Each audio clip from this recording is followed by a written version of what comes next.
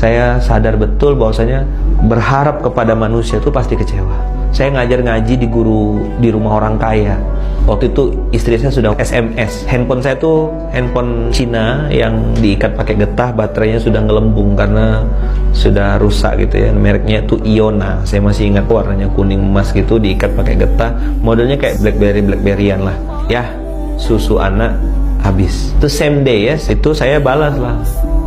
Ya udah, saya bilang ganti dengan teh manis. Harga susu tuh cuma Rp9. Di Malaysia tuh dapat subsidi. Nah, sedangkan popok anak itu kurang lebih Rp30. Jadi 3 tambah 10 itu Rp40 lah kebutuhan hari itu. Nah, insya Allah kalau sesuai rencana hari itu saya dapat uang. Jatah saya ngajar ngaji. Rumah orang kaya, pakai klaster. Mobilnya tuh BMW, Mercedes-Benz, Proton Perdana. Rumah orang kaya, bisnisnya salah satunya punya pom bensin. Jadi bagi saya kaya lah kan. Begitu saya selesai ngajar ngaji anaknya, saya tunggu gitu, karena hari itu saya harus dapat uang 140. Jadi uang saya pergi itu udah tinggal Rp5. Nah Rp5 tadi karena saya berpikir tadi ya, hari ini dapat uang Rp140. Ya udahlah, saya isi bensin aja dulu, perut gak usah diisi. Ngajarnya jam 8 pagi.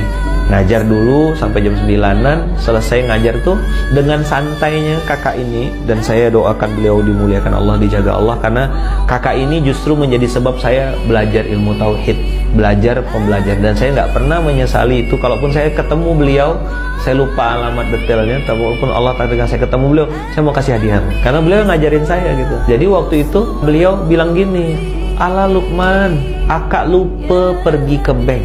Bayaran untuk Lukman minggu hadapan ya," maksudnya minggu depan ya gitu. Duit Rp5 udah diisi bensin, istri udah SMS, susu anak habis, popok habis gitu kan. Saya ya nunduk, baik Datin, saya bilang Datin kan, saya ada datuk ada Datin, baik Datin, baik Puan, tak apa, saya bilang tak ada masalah. Saya balik dulu Puan, balik. Nah pas balik itulah saya pakai helm, saya pakai jaket, saya masukkan perlengkapan, ada tas saya tuh di jok motor bawah itu, yang tasnya tuh bagian atasnya tuh sobek gitu karena saking beratnya, karena di situ ada laptop saya yang besar, ada barang-barang jualan dagangan saya, produk-produk kesehatan, ada pasta gigi, ada pembalut wanita. Jadi saya dulu jualan produk-produk kesehatan, pembalut, odol pasta gigi gitu ya. Dan itu ya saya presentasinya depan-depan TKI, depan-depan TKW. Jadi mereka kadang-kadang ngusilin. Otak saya cuma satu aja, saya cari duit halal, nggak nipu, nggak bohong. Dapat uang, margin dari satu produk itu bisa dapat RM1, bisa dapat RM1.50. Itulah untuk saya makan sehari-hari. Karena udah nggak dapat uang dari situ, dari guru ngaji, di situ saya ingat betul pas saya pasang helm, sudah mulai berlinang air mata, saya bersumpah saat itu. Saya bilang, ya Allah, jadikan hari ini hari terakhir saya berharap kepada manusia. Saya salah ya Allah. Jadi saya pulang tuh naik motor tuh udah kayak orang apa, basah aja air mata tuh, udah nggak tahu mau kemana. Karena kan mau pulang, nggak tahu, nggak ada bawa duit, ya kan? Susu anak juga ini. Akhirnya jalan saya dari daerah Ampang, naik motor, saya jalan kosong, hampa, perut lapar, duit habis ya kan. Begitu udah sampai, Allah kasih ilham, nah kamu ke masjid aja. Bayangin ya, dari jam 8, jam 9, jam 10 tuh muter-muter gak jelas, sampai akhirnya saya putuskan untuk ke masjid. Ada nama masjidnya tuh di daerah Cokit, di tengah-tengah kota Kuala Lumpur. Ada masjid namanya Masjid Kampung Baru.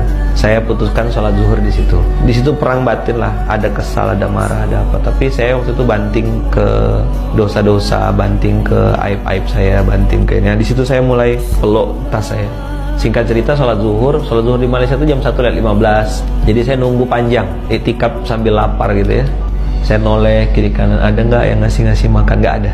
Tidur, tapi tidur ayam gitu kata orang ya, sambil peluk-peluk tas itu, sambil doanya tuh udah doa orang yang, ya Allah tolong beli dagangan saya gitu. Komat, sholat, ya kan, selesai sholat saya doa itu lagi, saya peluk tas, tolong belilah dagangan saya, tidak muluk-muluk, saya minta ya Allah Rp40 aja, Rp10 untuk beli susu anak, Rp30 untuk beli popok. Ya amanal aminin, aminna mimma nakhaf, wahai yang memberikan keamanan, amankanlah kami dari apa yang kami takuti.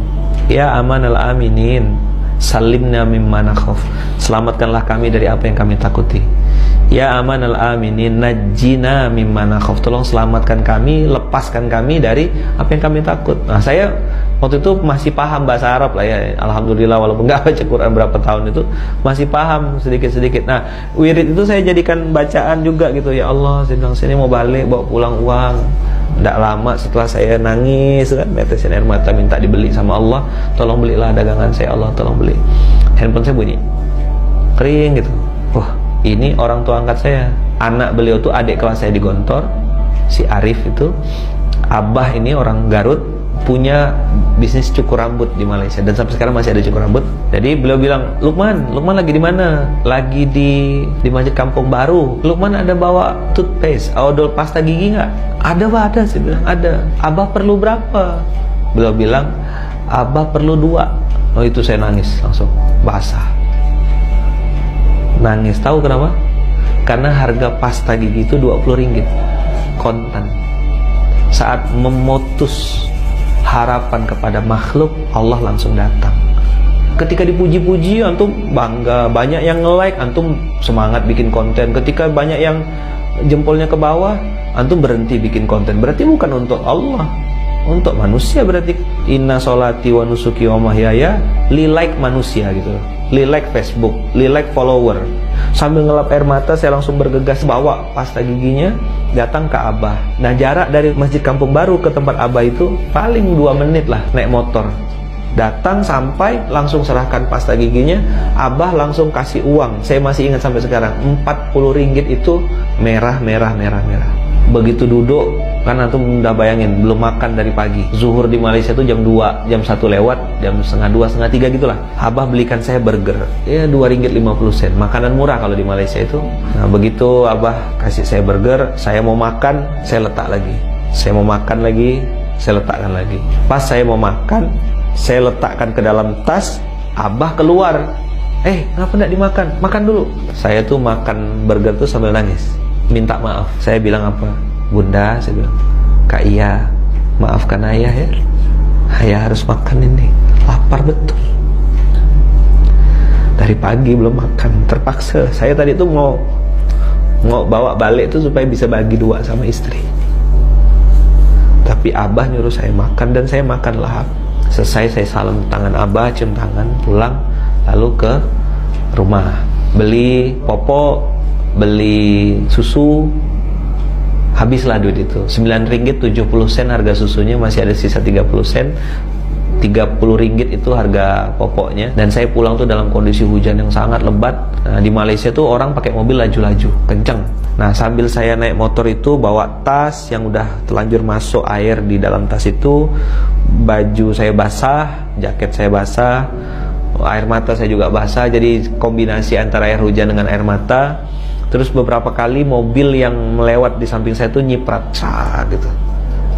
Basah kan, kotor. Di situ saya pasang niat lagi. Allah, saya bilang, seandainya suatu saat nanti Engkau angkat saya ke permukaan, Engkau munculkan saya nanti suatu saat, ya Allah, saya nggak akan nyiprat orang. Saya nggak akan pakai mobil kencang-kencang untuk ini. Saya tahu rasanya kena ciprat mobil tuh nggak enak gitu. Jangan pernah menyesali episode susah. Karena itu cara Allah untuk mengajarkan kita supaya hati kita hidup.